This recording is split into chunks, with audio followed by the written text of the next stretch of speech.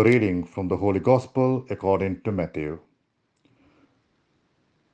Jesus said to his disciples, "If your brother does something wrong, go and have it out with him alone, between your two selves.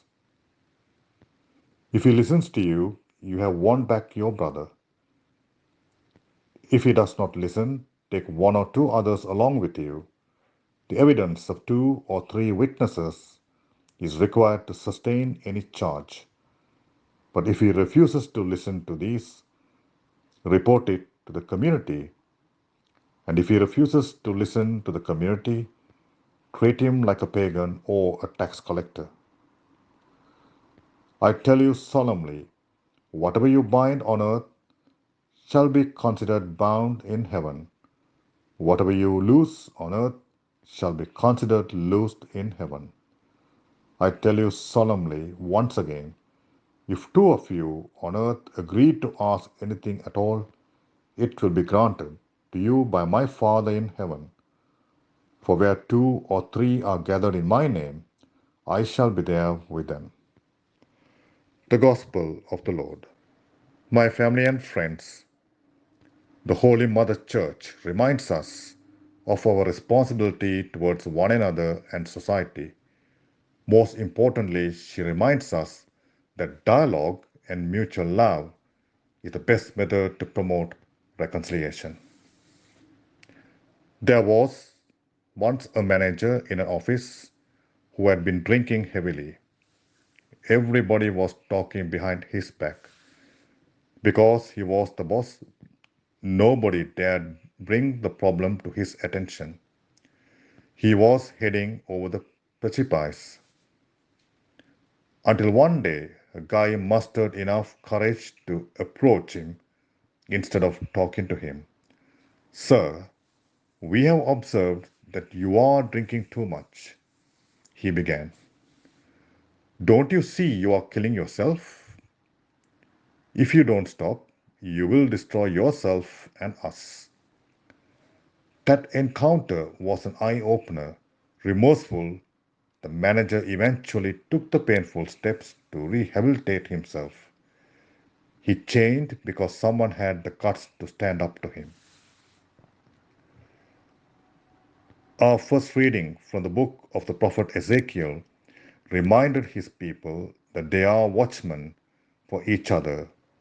It is their responsibility to warn the wicked for the Lord.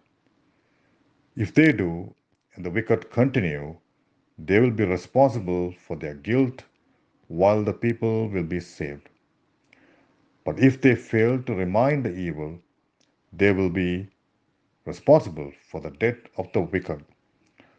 That is what we now call the sin of omission. Similarly, in today's gospel says, if your brother sins against you, go and show him his fault. In his teaching, in teaching us about responsibility for others, Jesus says that part of love is to correct the faults of others.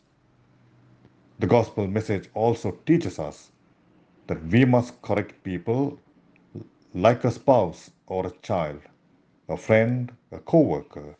It should not be too harsh, but done gently in the spirit of charity and concern. Put differently, you should disagree without being disagreeable. Indeed, it is not easy to speak up, but it is usually better to risk having friction and solve problem rather than allow it to fester until it explodes or pushes the couple farther away. In trying to correct another's fault, whether it be a spouse, a son, a daughter, a friend, or a colleague, the following Aesop's fable is worth pondering. Once the sun and wind made a bet as to who was mightier, as to compel a guy wearing a jacket to remove it. That is easy. The wind bragged as it blew hard and violent. But the more he did, the more the man wrapped his arms around his jacket. After several more attempts, the wind gave up. It was the turn of the sun. Using no force, he kept raising the temperature. In no time, the man started to perspire. Unable to bear the heat, he quickly removed his jacket. The moral: a persevering, gentle approach is more effective than harsh and violent. Ask yourself, do you get angry if your attention is called upon about a fault? Or would you instead reflect if there is some truth, and if so, then humbly strive to correct your fault?